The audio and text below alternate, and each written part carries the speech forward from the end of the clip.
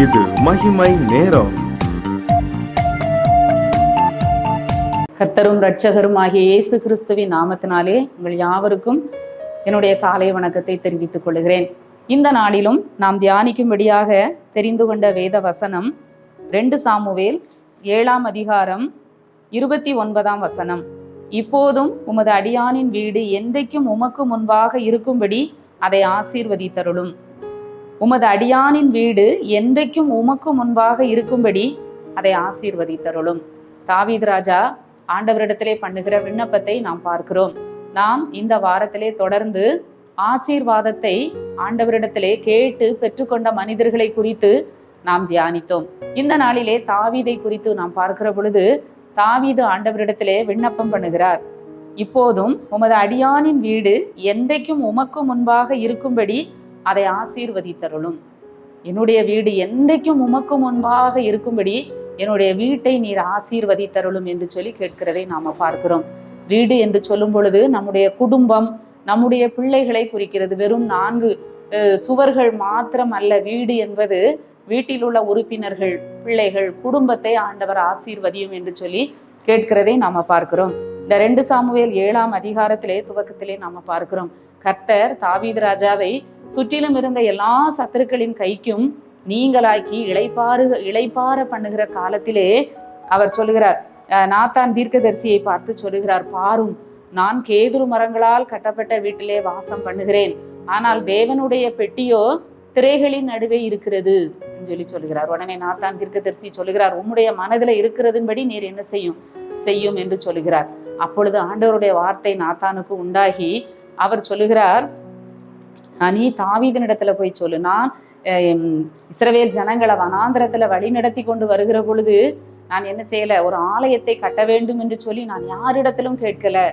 நான் கூடாரத்திலே உலாவினேன், நான் என் கூடாரத்திலே நான் வாசம் பண்ணினேன், நான் ஒரு ஆலயத்தை கட்ட வேண்டும் என்று சொல்லி நான் கேட்கவில்லை அப்படின்னு சொல்லி ஆண்டவர் சொல்லுகிறதை நாம பார்க்கிறோம்.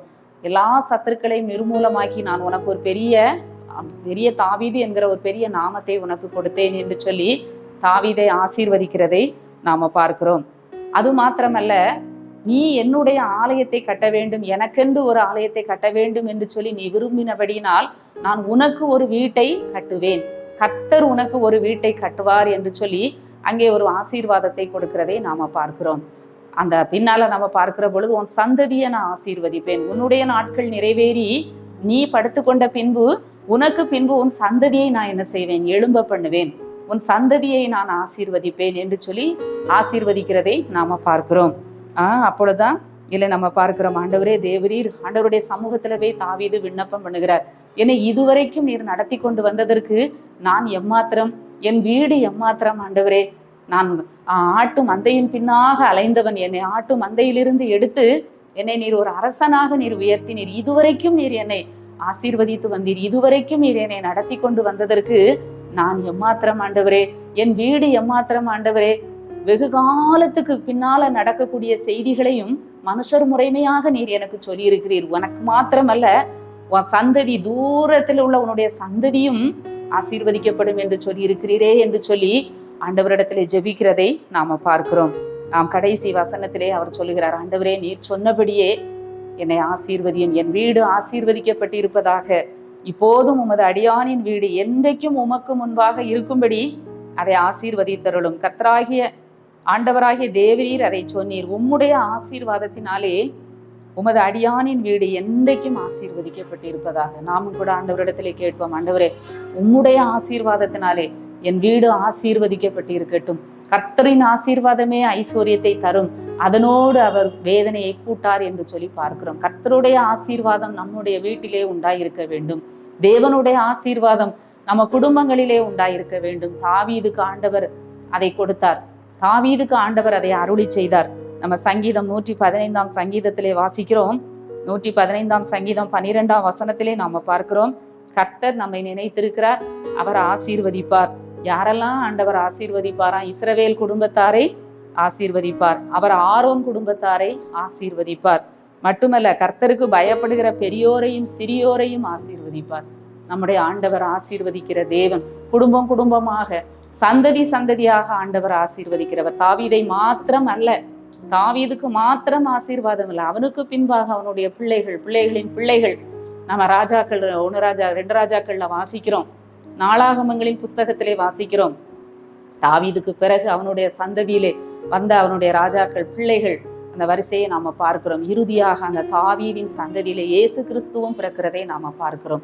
ஆம், ஆண்டவராகிய கர்த்தாவே, என் வீடு உமக்கு முன்பாக ஆசீர்வதிக்கப்பட்டதா இருக்கட்டும். தினந்தோறும் நாம ஜெபிப்போம், ஆண்டவரே, என் பிள்ளைகள், என் குடும்பம், என் வீடு உமக்கு முன்பாக ஆசீர்வதிக்கப்பட்ட ஒரு சந்ததியாக, ஆசீர்வதிக்கப்பட்ட ஒரு குடும்பமாய் காணப்படட்டும் என்று சொல்லி நாம் ஜெபிப்போம். இன்னும் கூட தாவீதுக்கு அருளின நிச்சயமான கிருபைகளை உங்களுக்கு நித்திய உடன்படிக்கையாக ஏற்படுத்துவேன் என்று சொல்லி ஆண்டவர் சொல்கிறார். தாவீதுக்கு மாத்திரமல்ல, அவரை தேடுகிற, அவருடைய நாமத்திற்காக பிரயாசப்படுகிற, ஆலயத்தை வாஞ்சிக்கிற நம் ஒவ்வொருவருக்கும் ஆண்டவர் அந்த கிருபைகளை கொடுப்பார். தாவீதுக்கு அருளின நிச்சயமான கிருபைகளை, நிச்சயமான ஆசீர்வாதங்களை நான் உங்களுக்கு நித்திய உடன்படிக்கையாக ஏற்படுத்துவேன் என்று சொல்லி ஆண்டவர் வாக்கு கொடுத்திருக்கிறார். நாமும் கூட தினந்தோறும் ஜெபிப்போம், ஆண்டவரே, என்னுடைய வீடு உமக்கு முன்பாக ஆசீர்வதிக்கப்பட்டிருக்கட்டும், உமது அடியானின் வீடு ஆசீர்வதிக்கப்படட்டும், என் பிள்ளைகள், தலைமுறைகள், சந்ததிகள், குடும்பங்கள் ஆசீர்வாதமாய் இருக்கட்டும் என்று சொல்லி நாம் கேட்போம். தாவீதை ஆசீர்வதித்தவர், அவனுடைய சந்ததியை ஆசீர்வதித்தவர், நம்மையும் ஆசீர்வதிப்பார் என்பதிலே சந்தேகம் இல்லை. ஆண்டவரை நோக்கி நாம் ஜெபிப்போம். எங்களை நேசிக்கிற நல்ல ஆண்டவரே, இந்த நல்ல காலை வேளைக்காக உம்மை துதிக்கிறோம், உம்மை ஸ்தோத்திரிக்கிறோம். தேவரீர் எங்களுக்கு கொடுத்த நல்ல வார்த்தைக்காக நன்றி செலுத்துகிறோம். அது அடியானின் வீடு என்றைக்கும் உமக்கு முன்பாக இருக்கும்படி அதை ஆசீர்வதித்தருளும் என்று தாவீது ஜெபித்தது போல நாங்களும் ஜெபிக்கிறோம். எங்கள் குடும்பங்கள், எங்கள் வீட்டையும் நீர் ஆசீர்வதியும். எங்களுடைய வீடும் எங்களுடைய குடும்பம் எப்பொழுதும் உமக்கு முன்பாக இருக்கும்படி அதை ஆசீர்வதியும். நாள் முழுவதும் காத்து வழி நடத்தும். மீட்பர் இயேசு கிறிஸ்துவின் மூலம் ஜெபிக்கிறோம் நல்ல பிதாவே, ஆமீன்.